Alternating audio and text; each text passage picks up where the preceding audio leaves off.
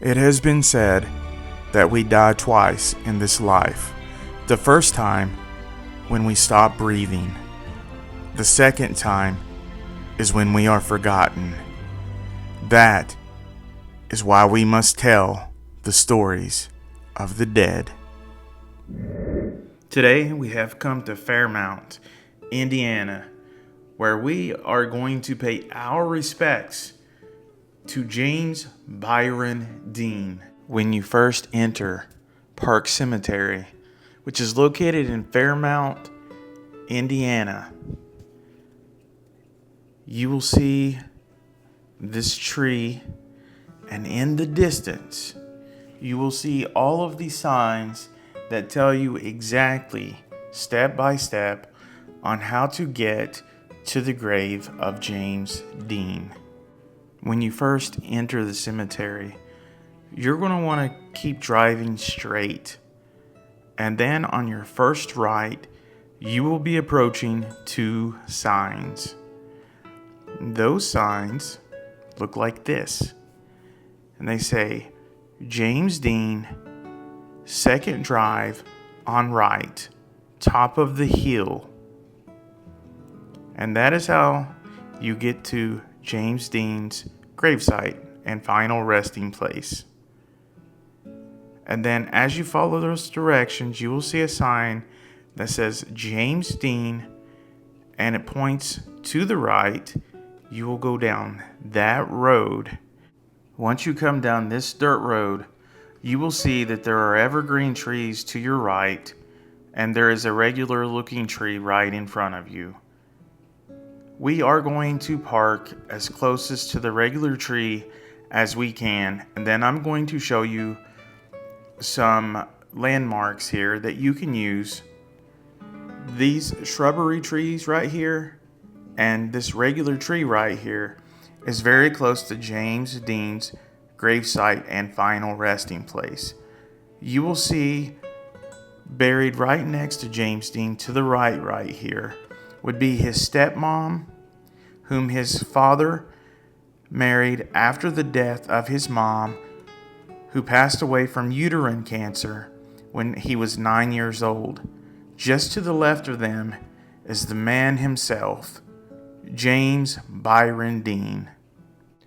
Dean was born on February the 8th, 1931, in Marion, Indiana, the only child of Mildred Marie Wilson and Winton Dean. He claimed that his mother was partly Native American and that his father belonged to a line of original settlers that could be traced back to the Mayflower. 6 years after his father had left farming to become a dental technician, Dean moved with his family to Santa Monica, California.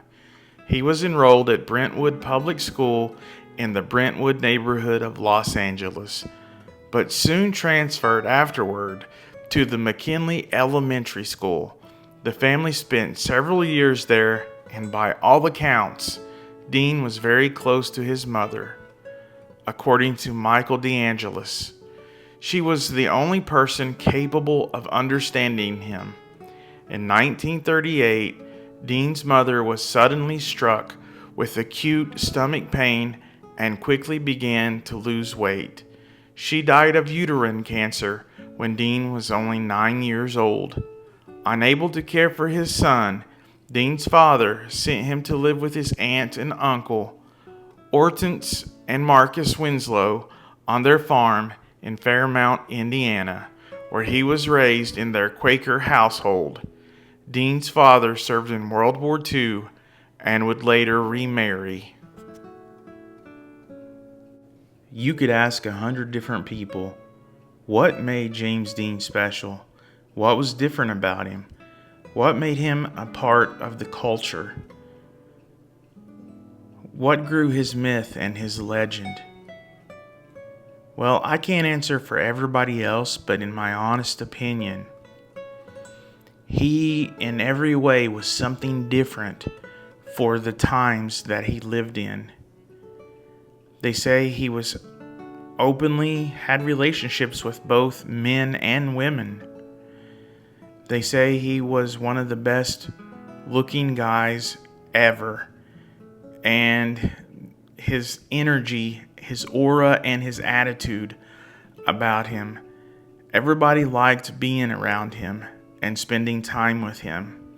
As you can see, even in death, upon his headstone, you can see his headstone is covered in lipstick kisses, as people come from all around the world to show their love for James Dean.